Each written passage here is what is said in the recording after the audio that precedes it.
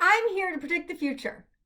Okay, not the whole future, but I am going to try to make some predictions related to equity compensation. I'm going to talk about 3 developments to keep an eye on in the coming year. All of the developments that I talk about are discussed by Mike Melbinger of Winston & Strawn and Art Myers of Gunster in their NASPP webinar, What's Next for Equity Compensation in 2021.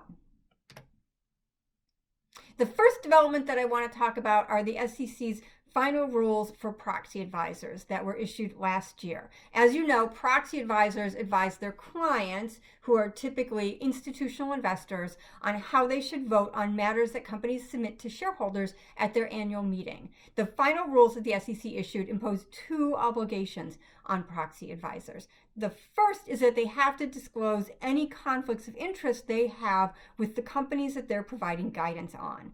And the second thing is that they need to give those companies a copy of the guidance they issue to their clients. And if the companies make any statements or take any actions in response to that, they have an obligation to make sure their clients are aware of that response. That seems pretty non-controversial, but actually when the proposed rules were issued, they caused quite a stir, and at least one proxy advisor brought legal action against the SEC. The final rules have been scaled back considerably from what was originally proposed, but I still think they changed the dynamic a little bit in the proxy advisor company relationship, and I think it will be very interesting to see how this plays out in this year's proxy season. The second development I want to talk about are the SEC's proposed changes for Form S-8 and Rule 701. As you know, public companies use Form S-8 to register their stock plans with the SEC, and private companies who generally don't want to register rely on Rule 701 as an exemption to registration for their stock plans.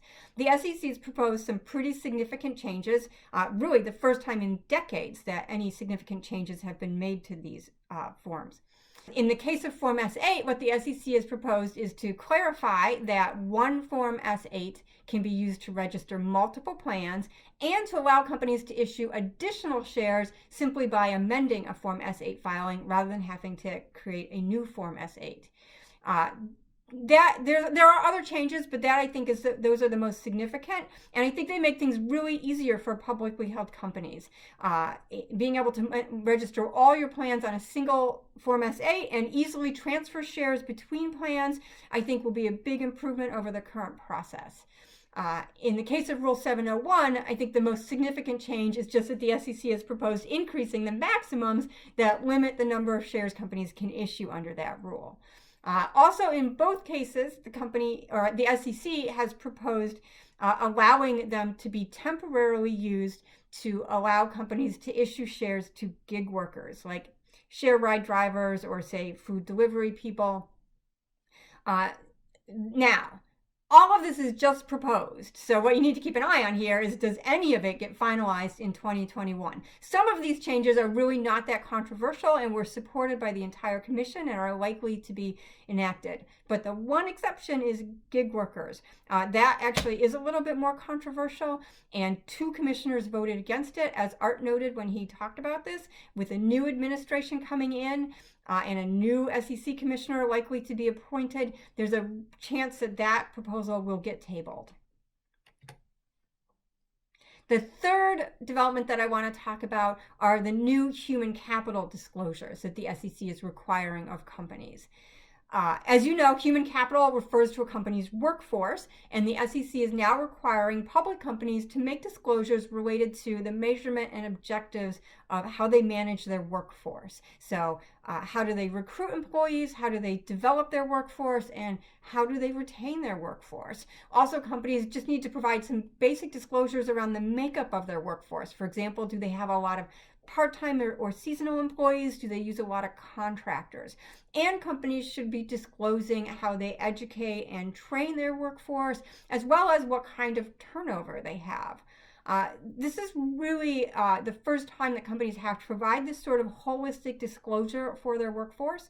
And as Mike noted when he talked about this, the SEC is taking a very principles-based approach with it, which means there's not a laundry list of specific items companies have to disclose. Instead, companies need to look at their workforce and their industry, decide what is important for shareholders to know, and craft their disclosures that way. So I think it will be very interesting interesting to see how this plays out in the proxy season as well, and what kind of best practices emerge for these disclosures. So that's just a quick look into my crystal ball for 2021.